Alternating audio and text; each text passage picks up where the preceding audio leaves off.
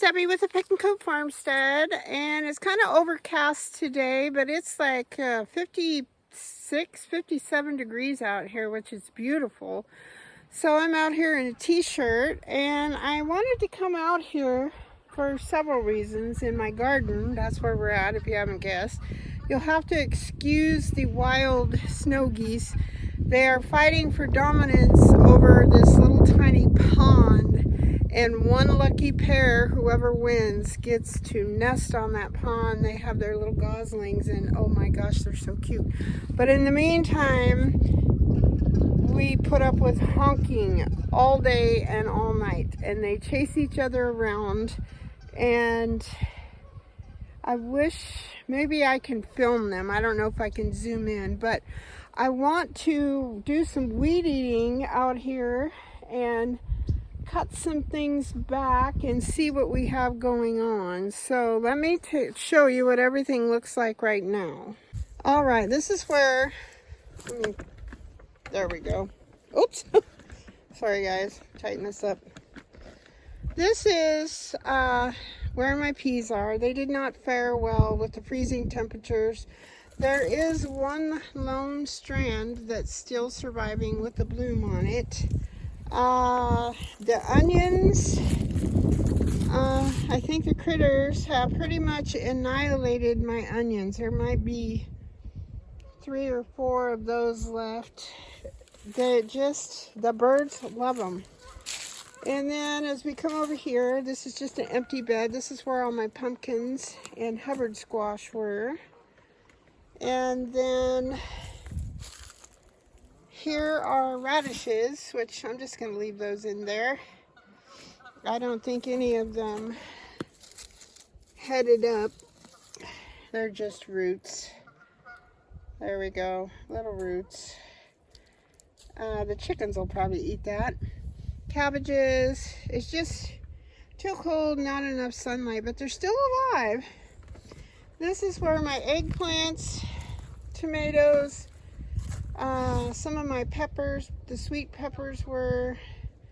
So these are all, they all have manure in there, and I'm starting to put cardboard down the walkways to help a little bit with that. And looking over here, this is surprising. My celery is still alive. Look at that. I'll have to trim that back, but it just, I knew it was a cool weather crop, but yeah. My Alaskan peas, they're still hanging on. Oh my goodness, look, look, look. A broccoli head. It's about the size of a ping pong ball. Got another little broccoli head right there. My garlic is still looking good between the cold temperatures. And, oh look, little radishes over there. One is even bulbed up. And then over here, there's really nothing. Got a lot of bug pressure, which shocks me to death. Let's see, we've got some pak choi that went to seed. It's beautiful. You know what survives out in the garden is amazing in these temperatures. We've got some Chinese cabbage over there, regular cabbage. Let's see. Oh, look, more broccoli, more broccoli. That's amazing. Look at all these little broccolis. And let's come over here. See, all this garbage, is whatever this stuff is called, Vinca minor, whatever. It is terrible, and it is everywhere out here. I don't think it's indigenous to this area, but years ago somebody planted it and it went crazy. Okay, these little guys aren't doing much, but another little broccoli head, so I might have to harvest some broccoli. And over here we have our kohlrabis, and they didn't really bulb up either, but that's okay. I can still harvest the leaves if the bugs leave me any. Then over here, this was my beautiful cruciferous bed. bed this spring. until the aphids invaded. And look at, there's little strawberries that have, oh, I left this thing down, I'm sorry. Little strawberries that have creeped over and they're growing in here. Now I just read an article that you can grow your asparagus in with your strawberries. So I'm thinking what I'm going to do, since this whole bed, you can't tell, I got a bunch of manure and stuff in here. This whole bed is strawberries. I'm going to plant, I think I bought, is there maybe 7 crowns of asparagus. I'm going to plant them all at the back of this bed down this way. I guess they grow really well together. So we'll find out. And then on the back side of this bed, I thought I saw a little tiny, oh, something's been chewing on it. Little tiny radish, and something's munching on it. That's funny.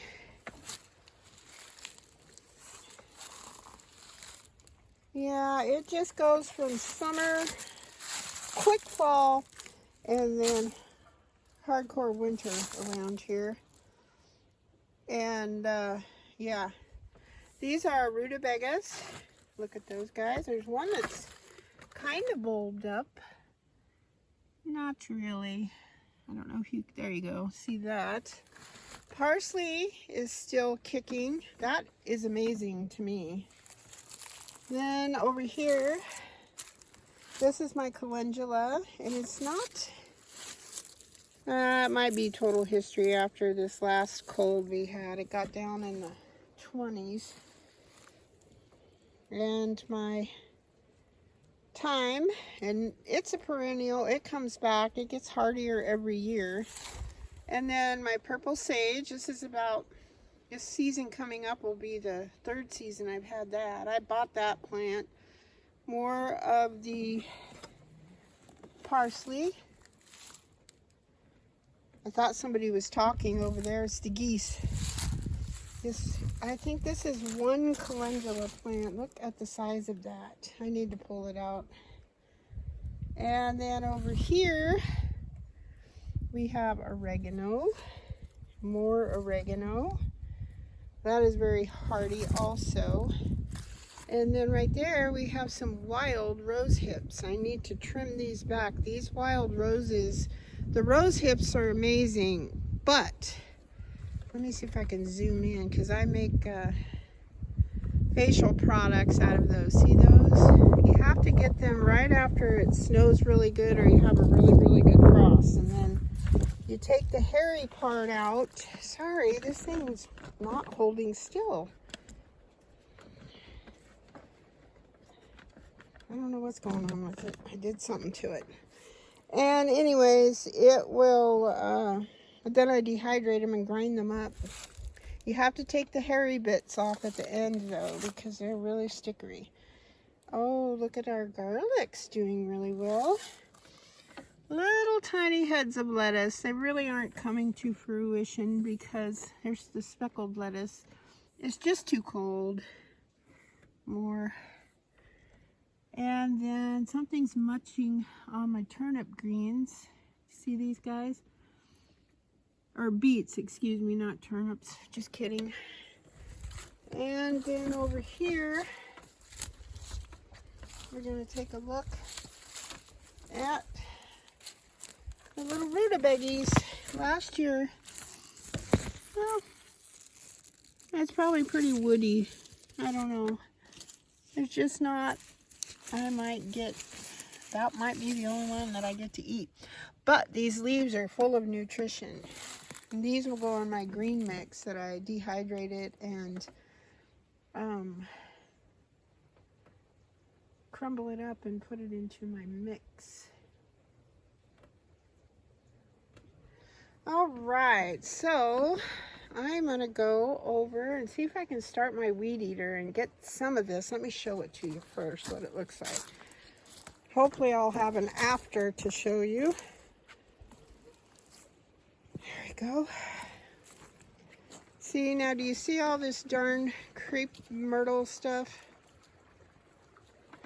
and between the blackberries, the wild blackberries. All of this needs to get out of here because I'm going to be putting a bed. I'm having troubles with my thing. I'm going to have, I count 2 feet over from this bed this way, and then I'm going to have an identical bed that's going to go this way. Then if you come over to this side, I've already kind of dug out a spot for the next bed, and I like to keep 2 feet in between. So yeah, and then I want to get over and around all of this up against the fence. It's horrible. I want to get my barrels in a nice, more orderly fashion. And this is where, along this fence here, you can't see it, but it's over there. The fence goes across. That's where my elderberries are going to grow. And then I think I'll still have enough room to put in a row of blueberries. And then I think I will be content with all of that. Well, that's about as far as I got, and then my weed eater ran out of string, so the mister has to restring the weed eater. And yeah, so right now I'm just pulling up some of these dead peas. They're not going to come to fruition. And then I'll take the wiring and everything out of the bed and just kind of look things over a little bit, pull things out that need to be weeded, trim some stuff up, and yeah, okay, hang in there, we'll be doing something else. All right, so I cleaned everything up. I got rid of all my tree tape and nylon twine, regular twine, took out the peas. I did leave in, right back here, that right in the middle of the screen there, that's my calendula. I should probably either cut it back or pull it out, and I just don't have the heart to do that to it yet. Everything else is cleaned out. I used up the rest of my worm casting tea that I make with my worm farm, and I sprayed all the vegetables that are left in here. So everything is pretty tidy actually. And then I did come over here and take a look at this. I did take a peek, look right down here. I still have it zoomed in. This, under the manure and the straw, is my little, lemon balm. It's growing. I don't know about my lemon grass. It's looking pretty rough right here, but I imagine everything underneath should be okay. It's pretty insulated. And then I pulled back here, let's get that right in the middle, the straw and the manure, and look at these new shoots of comfrey. So the comfrey is very happy under there as well. So I'm just going to keep everything as it was. I was afraid it was going to be a little too much for it with the manure, but you know what? With all the rain and everything we've had, and it's been very well insulated. See, this is all the garbage I want to weed eat. And my weed eater is, the hubby's trying to put the blade on it. It just goes through the string way too fast. I'll show you what I did get done though. Come back over here and let me zoom back out. So I did get, hopefully you can see this, I did get a lot of this. Now I have to get right up to the fence. There. And I did see at Tractor Supply that you can buy this extra strong vinegar. I think that's what I'm going to do, and spray the tar out of all this stuff. So hopefully it won't grow back. Okay, that's all I have for you today. Let me get somewhere where it's not quite so sunny. There we go. That's all I have for you today. I did reclaim my worm juice or worm tea pump sprayer, and I'm going to spray. I've got some lavender plants and rosemary plants up front.